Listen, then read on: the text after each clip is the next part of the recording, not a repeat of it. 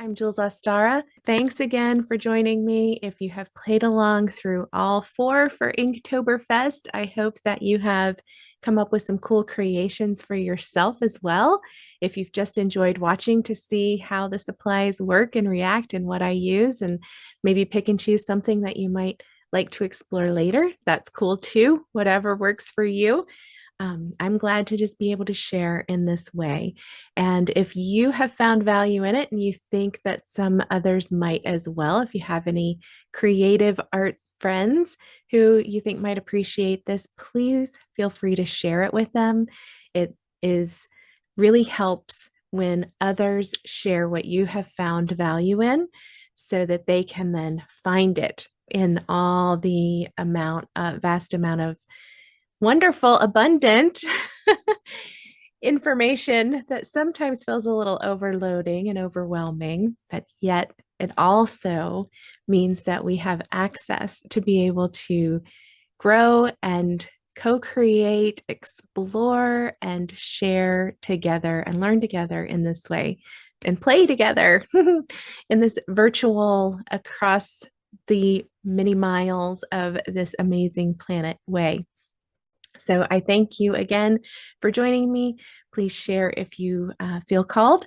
And also, if you missed any of the others, you can go back and watch those. And I just wanted to do a little toast to you, to your health and wellness and happiness and prosperity.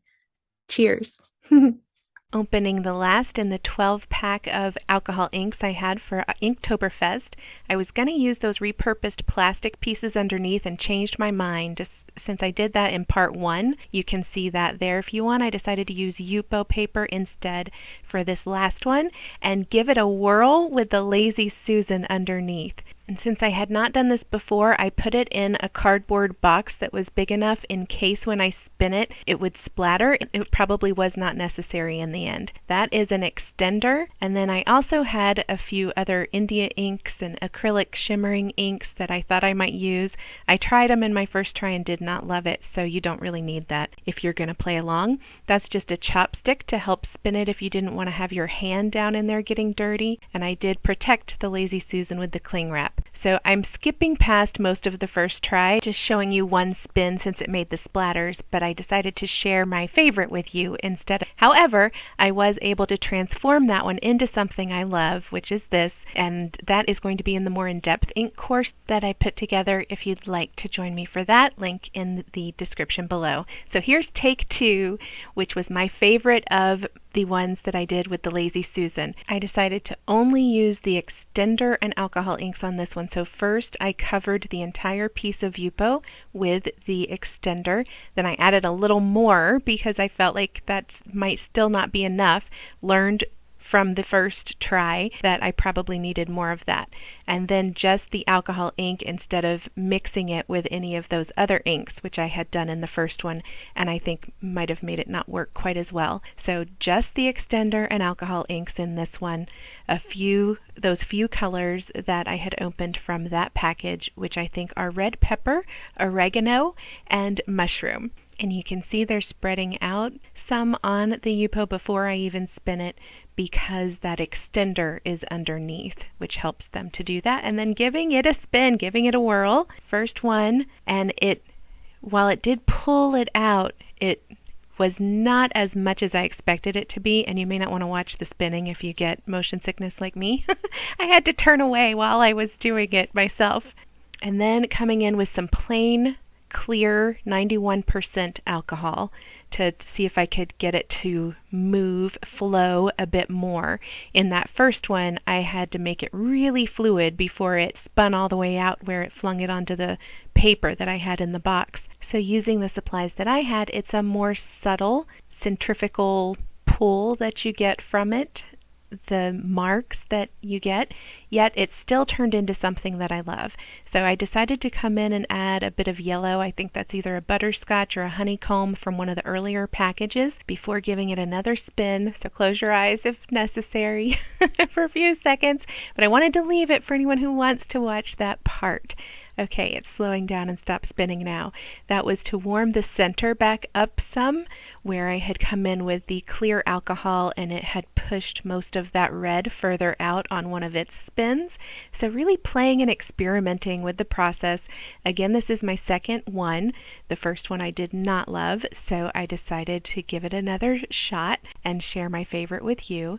So I encourage you that if you decide to give it a try, give it more than one and try different products and see how they work and flow together and see what your preferences are. And be patient with the alcohol inks, especially using the extender. They do take some time to continue to expand and flow. So then I'm coming in with some plain water here that I had just in a cup and using a dropper to put in some water because I just wondered what would happen if I added water at this point and then giving that a whirl, giving that a spin, because the more fluid I thought might pull it more out.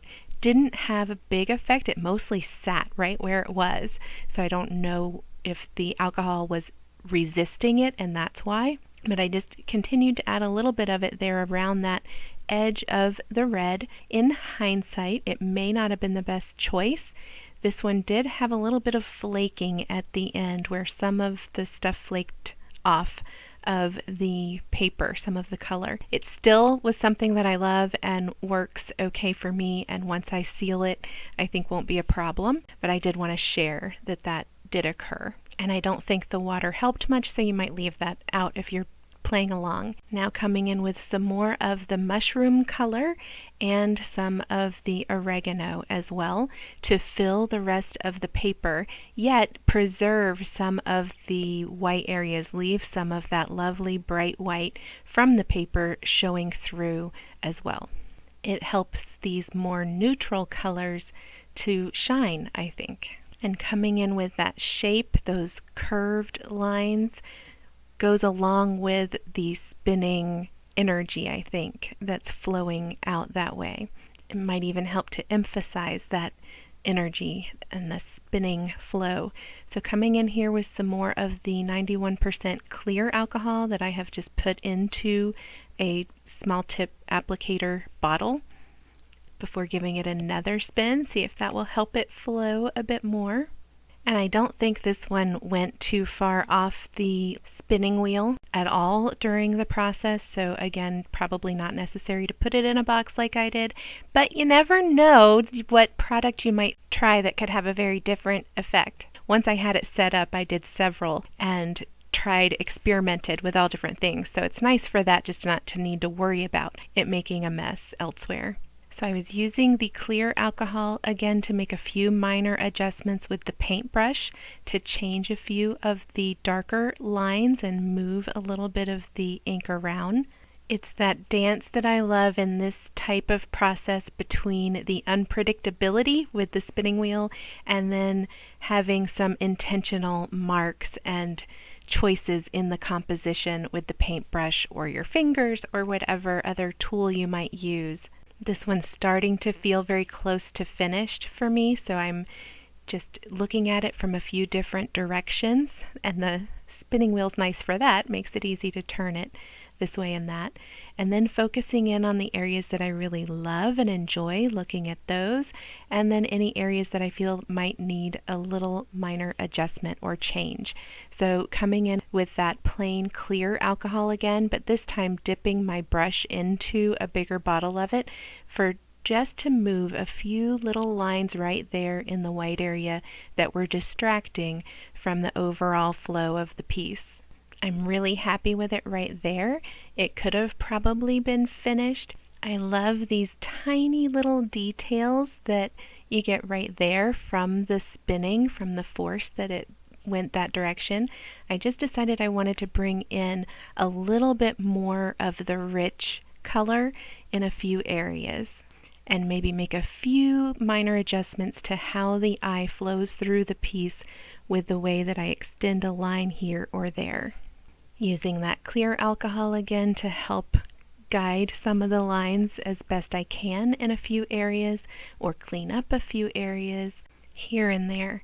I do think it's always important to look at both the areas that you might want to change a little bit and also the areas that you love while working through the process. because sometimes we can help to shift the focus or the attention onto those areas that we are enjoying so much. And if you have one that you don't care for, like the first try that I took at this, my first attempt, I set it aside, started something fresh, worked on this one, found one that I really enjoy and really love, and that helped reinvigorate me, re-inspire, refresh, rejuvenate my energy so that I could then return to that other one with that fresh feeling of that this one gave me, of a piece that I knew I could enjoy. And I've done it enough times to know that I can push through, that I can trust the process, that everything can continue to change and shift and evolve so that you can turn it into something that you love. Yet I have also learned to serenade myself through pieces that are bringing me joy in the process, and to set ones aside when I need a break from them so that I don't exhaust myself with those, and I can come back at them with fresh eyes and energy and perspective. And then if I'm like with this one where I'm really enjoying it and loving it, sometimes I will linger with the process, as I have been here, with those little touches, minor adjustments and changes that are all adding to the love and attention that is put into it and what it's giving back to me, and hopefully to the viewers in the future as well. So I think I have a name for this one, a title for this one, but I invite you to first consider if you would like to give it a title and share that in the comments, and then you can see what I've considered for the title in the description for the video. I wanted to show you I scanned it, and then these are some of the close-ups so you can see some of those delightful details that the alcohol ink gave and the special effects from the process. I wonder which direction is your favorite. Please give it a thumbs up if you have enjoyed the process and the video along with me. Thanks again for joining me. You can subscribe here for future videos and also to my email list for seasonal giveaways. And if you'd like to continue experimenting with all different kinds of inks with me, you can learn more about that from the link below.